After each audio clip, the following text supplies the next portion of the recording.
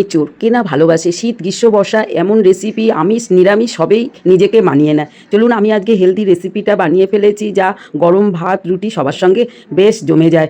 খুব সহজভাবে বানানো রেসিপিটা বানানোর জন্য সঙ্গে থাকুন। চ্যানেলটা লাইক শেয়ার করে নেওয়ার অনুরোধ রইল। গোটা এঁচোড় এত বড় নিয়ে নিয়েছি বন্ধুরা। এই এঁচোড়ের তুলনা মেলা ভার আমাদের বাড়ির সকলেরই একটি প্রিয় রেসিপি মধ্যে এঁচোড়ই পড়ে। এঁচোড়গুলো ঠিক এরকম হালকা গরম জলে কেটে নিয়েছি, তাহলে আঠাটা থাকে না। আলুগুলোও চৌকো চৌকো করে কেটে রেডি করে নিয়েছি রান্নার জন্য।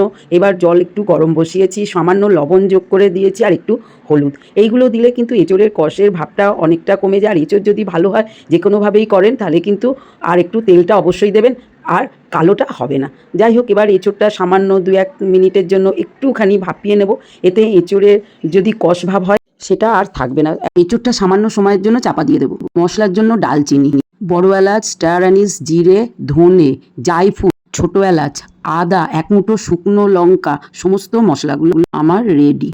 এগুলো একটু মিক্সিতে আমি দিয়ে পেস্টটা করে নেব। এগুলো দিলে একদম মাংসের থেকে কোনো অংশে কম টেস্ট হবে না, আর নিরামিষে আপনার বাড়িতে দারুণ জমে যাবে। এইবার এই মশলাগুলোর সঙ্গে ডালচিনিটা একটু ভেঙে ছোট করে নেব, নালে কিন্তু মিক্সির ব্লেডটা নষ্ট হয়ে যাওয়ার অবস্থায় চলে আসতে পারে। যাই হোক, এইভাবে ছোট ছোট করে দিয়ে দিলাম, পারলে আরও ছোট করুন। ততক্ষণে ফুটে গেছে, আর দেরি না করে চটজলদি জলটা ঝরিয়ে নেব। এতে কিন্তু এঁচোড়টা কষ ভাবটা কেটে গেল।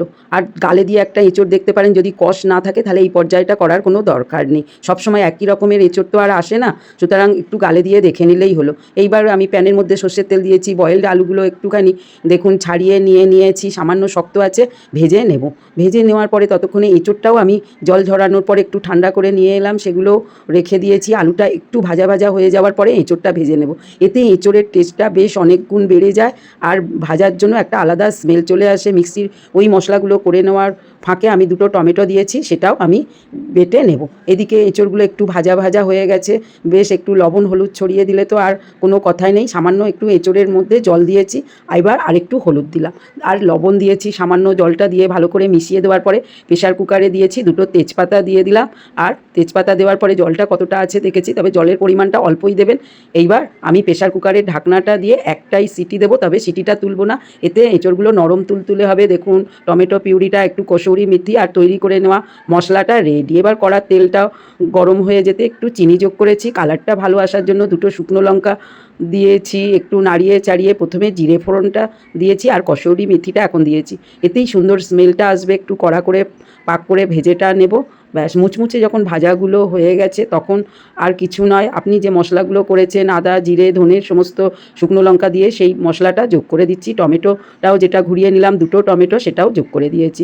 এইবার এই সমস্ত মশলাগুলো যখন দেওয়া হয়ে গেছে, একটু নাড়িয়ে চাড়িয়ে দেওয়ার আগে সামান্য পরিমাণে প্রয়োজন মতো হলুদটা দিয়ে দিন। হলুদটা দিয়ে আস্তে আস্তে নাড়িয়ে মিশিয়ে দিন। বেশ মশলা কষা কষা করতে থাকুন। প্রয়োজন মতো লবণটা দিয়ে দিন। দিতে এবার দেখুন যত ড্রাই হবে আর আস্তে ধীরে করবেন তত কিন্তু মশলাটা থেকে তেলটা বেরোতে আসবে, আর মশলাটার কালারটাও চেঞ্জ হয়ে যাবে। এইভাবে পুরো যখন ড্রাই হয়ে গেছে তখন মশলাটা একদম রেডি হয়ে গেছে। এরকম মশলা কিন্তু করেও রেখে দিতেই পারেন, যে কোনো রান্নার ক্ষেত্রে বার করে নিলেই রান্নাটা সহজ আর তাড়াতাড়ি হয়ে যায়। কষা মশলার মধ্যে এবার প্রেশারে সিটি হওয়া দেখুন এঁচোড়টা আর আলুটা বার করে দিয়েছি। এঁচোড়ের ভিতরে মশলা ঢুকতে সত্যি একটু সময় লাগে, আর এঁচোড়টা যদি সবথেকে কচি হয় আর দানা ছাড়া হয় সেক্ষেত্রে এঁচোড় কিন্তু একদম মটনের স্বাদে আপনি তৈরি করে ফেলতেই পারেন। এইবার ফুটতে ফুটতে কীরকম কালার চলে এসেছে, ইচ্ছা হলে গ্রেভিটা রেখে দিতে পারেন, না হলে আরও ড্রাই করে নিতে পারেন। আপনার যেরকম রেসিপি খাবেন সেই রকমই বানিয়ে নিতে পারেন। এঁচোড় এমনই একটা সবজি সবাই খেতে পারেন। আর উপর থেকে এই ফাঁকে গরম মশলাটা যোগ করে দিয়েছি প্রয়োজন মতো বেশ কিছুটা ঘি। ভালো করে মিশিয়ে দেব, দিয়ে একটু চাপা দিয়ে দেব। ধীরে ধীরে কালারটা কীরকম চলে এসছে, সুতরাং অনুষ্ঠান বাড়ির এঁচোড় আপনার হাতেই তৈরি হয়ে গেল। সামান্য একটু প্রসেস ফলো করলেই কেমন হয়েছে বন্ধুরা জানাবেন। আমি তো বানিয়ে ফেলেছি, ঘি দেওয়ার পরে ফুটছে আর একটু চাপাটা দিয়েছি। পরিবেশনের জন্য একদম রেডি হয়ে গেছে মাখা মাখা এঁচোড়। ইচ্ছা হলে ডালটার সঙ্গেও পরিবেশন করতে পারেন। এখন আমি সার্ভ করে দিয়েছি। আমার তৈরি এঁচোড়টা কেমন হয়েছে বুঝতেই পাচ্ছেন, বেশ ডিলিশিয়াস এঁচোড়। এক এঁচোড়েই আপনি কেল্লা ফতে করতে পারেন। রোজ রোজ একঘেয়ে রান্নার থেকে এঁচোড় কিন্তু নিরামিষে বেশ ভালো পথ।